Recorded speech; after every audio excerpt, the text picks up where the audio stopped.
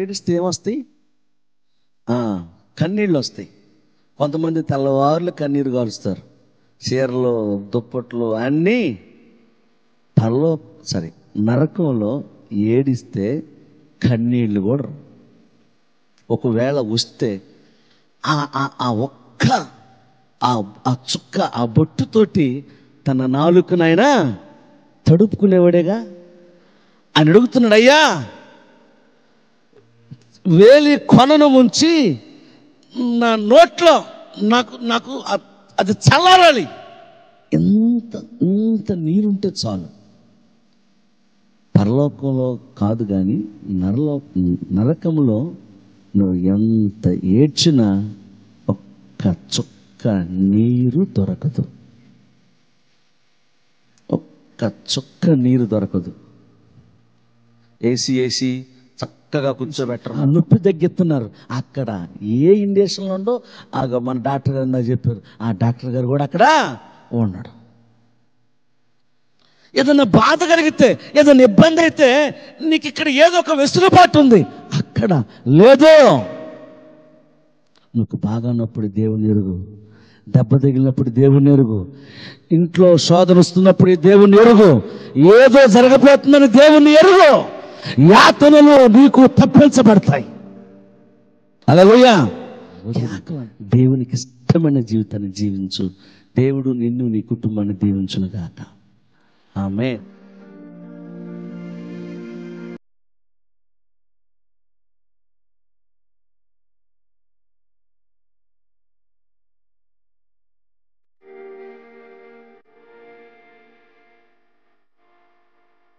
ప్రతి మనిషి లోకములో ఉన్న వాటి కొరకే వెతుకుతూ ఉన్నాం. కానీ మనం ఎవరమో తెలుసా? ఆత్మ సంబంధమైన వారిని, పరలోక సంబంధమైన వాటిని మనం వెతకాలి. పరలోక సంబంధమైన వాటిని మనం ఎప్పుడు అయితే వెతుకుతామో దేవుడు తప్పకుండా నిన్ను ఆశీర్వదిస్తా.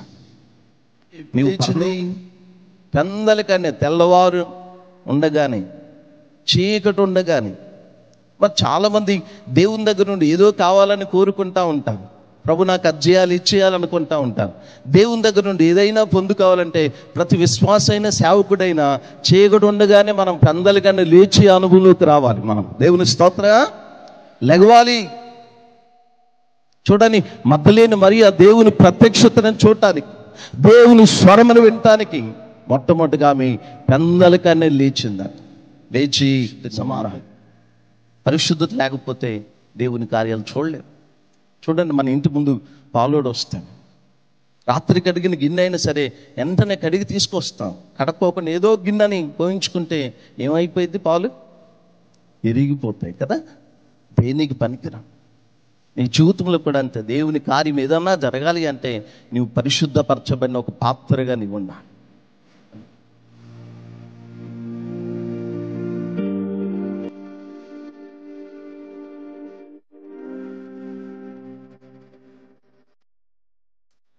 నా స్థితి దేవుడు ఈ భూలోకంలో ఎందుకు పుట్టించినాడు అమ్మ గర్భాన నాకు అర్థమైంది అనే వాళ్ళు ఇక్కడ ఎవరైనా చెప్పగలమా? నేను ఎందుకు బ్రతుకుచున్నానో నాకు అర్థమైందని ఎవరైనా చెప్పగలరా? ఇది అర్థం కావాలంటే మనం ఒక స్థలానికి వెళ్ళాలి. అదే దేవుని సన్నిధి. చూడండి, ఒక వ్యక్తి గాడిదలు తప్పిపోయినాయి బైబిల్లో. అతడు గాడిదల వ్యాపారం చేసుకునే కుటుంబం అది. ఈ గాడిదలు పోగొట్టుకున్నాడు. తండ్రి ఒకవైపున వెతుకుతానికి వెళ్ళాడు. కుమారుడైనటువంటి ఈ వ్యక్తి కూడా, యవనుడు, తనతో పాటు ఇంకొక వ్యక్తిని తీసుకుని పోయిన గాడిదలను వెదకటానికి వెళ్ళారు. ఇతడు ఏమనుకుంటున్నాడంటే, నా స్థితి గాడిదల వ్యాపారమే, నా స్థితి ఇదే. సమూయేలు దగ్గరికి వచ్చిన తర్వాత అర్థమైంది ఏమనంటే, నీవు రాజువి సహోదరి, నువ్వు రాణివమ్మా, సహోదరుడు నువ్వు రాజువయ్యా. మరి ఎందుకండి ఈ అప్పులు, ఎందుకండి దీనమైన పరిస్థితి? ఇక నుంచైనా నీ నడక ప్రారంభించు, మార్చుకో. ఇప్పటి నుండైనా నీ నడక మార్చు. ఇప్పటి నుండైనా. మనుషుడు తృణీకరించాడు, నన్ను దేవుడు పట్టుకున్నాడు. ఆయన ఒడిలోకి నేను అడుగుపెట్టినాక నన్ను అభిషేకించడం నేను చూశాను. గాడిదలు పోగొట్టుకున్న వాడిని అభిషేకించిన ఆ దేవుడు ఈ రోజు నప్పులతో ఏడుస్తున్నావేమో, బాధలతో కృంగుతున్నావేమో. ఈ రాత్రి దేవుడు నిన్ను దీవించడానికి, ఆ అభిషేకంతో నిన్ను అభిషేకించడానికి, ఆయన దక్షిణ హస్తం నీ మీద వేయటానికి చూస్తుండగా నేను ఆయన వైపు చూశాను. మార్చగలిగిన దేవుడు. సౌలుకి అర్థమైంది, నేను రాజునా, గాడిదలు వెతుక్కునేవాడిని నేను రాజున అవటం ఏంటి? అవును, మీ స్థితి మీకు అర్థం కావటంలా. నువ్వు దేవుని కుమార్తెవి, కుమారుడివి, యోగ్యుడివి, యోగ్యురాలివి. ఎలా మార్చబడుతుంది? దేవుని వాక్య ప్రకారం అడుగులు వేయి. ఇప్పుడు తగ్గించుకొని మొట్టమొదటి మీరు ఇచ్చిన సహవాసాన్ని విడిచిపెట్టకండి, సంఘాన్ని విడిచిపెట్టకండి, దేవుని వాక్యాన్ని విడిచిపెట్టకండి, దైవ జనులను విడిచిపెట్టకండి. దేవుడు నిన్ను త్వరలో అభిషేకించును గాక. కావాలా ఈ అభిషేకం?